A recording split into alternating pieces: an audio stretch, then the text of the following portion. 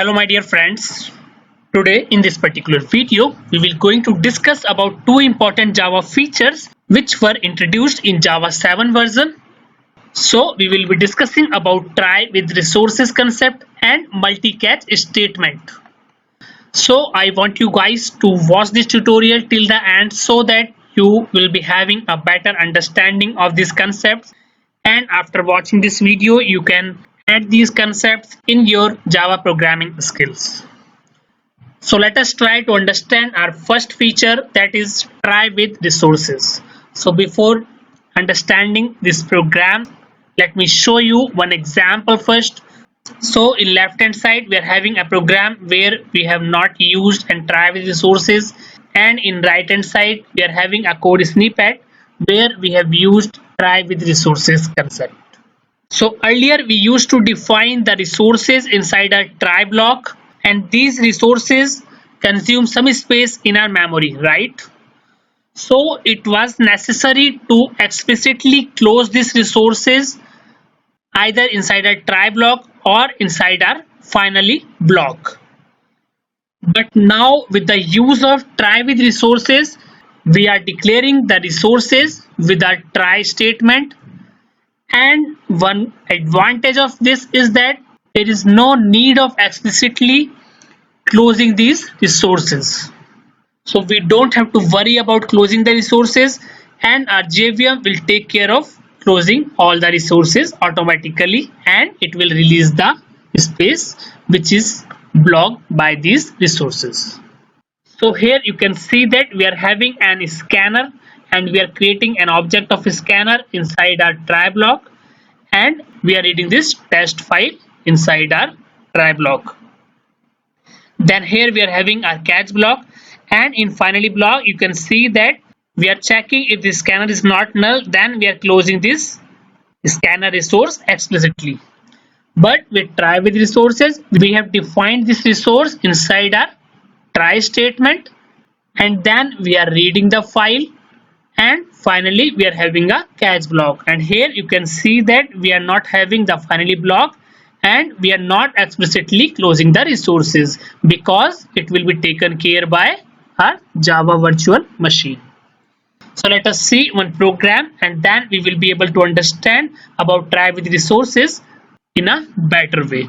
So let me clear you one point, that we can use only those resources inside a try statement which are implementing auto closable interface, which means that if I'm using this file input stream object or this file output stream object inside my try block, then these classes are implementing auto closable interface, and they have provided the implementation of close method. So if we want to have your custom resource, then we can create that custom resource and we can implement that class with auto closable interface, and it is important to provide the implementation of close method, and then we can simply use that custom resource with our try statement. Okay, so now here in this program you can see that we are having a main method, and inside our main method this is our try block, right? And inside our try block you can see that we have declared our resources. So here I have provided the path of our input file, and this is the path of our output file. So let me show you these files. So we are having these two files in this particular path, and our input file is having this content, that is programming with Chetan, and welcome to the world of programming. And here you can see that our output file is not having any content. Now what we will do, we will read the content of this input file and we will print the content of this input file in our console, and also we will write the content of this input file in this output file. So let us see that how we can do that. So here I have declared a variable, and we will use this variable to store the content or the byte which we are reading from our input file. Now here what I am doing, I am using the read method of our input stream. So it will read the first byte, it will assign that byte to this particular input byte variable, and we have provided this condition inside our while block. So this loop will execute until the value of our input byte is not equals to -1. So here inside our while block, what we are doing, we are printing the byte which we are reading from our input file, and then we are writing the input byte to our output stream. So this is a simple logic I have written to read the content of the file and to print the content and to write that content to the output file. And here we are having a catch block where we are catching any exceptions that is occurring inside our try block. And then I have used an finally block, and we are simply printing the message as happy learning in our finally block. So let us do one thing. Let me delete this input file first. Now let us try to run our program, and then we will see the output. So here you can see that as the file is not present, that is why we are getting this file not found exception. And then this finally block is executing and we're getting this message as happy learning. Now let us do one thing. Let us go back and revert the changes. Now our input file is there with this particular content. Now let us run our program again, and then we'll see the output. Now my dear friends, here you can see that we are getting our output, and this is the content which was present inside our input file. We read the content of the file and we are printing that content in our console. That is Programming with Chetan, and welcome to the world of programming.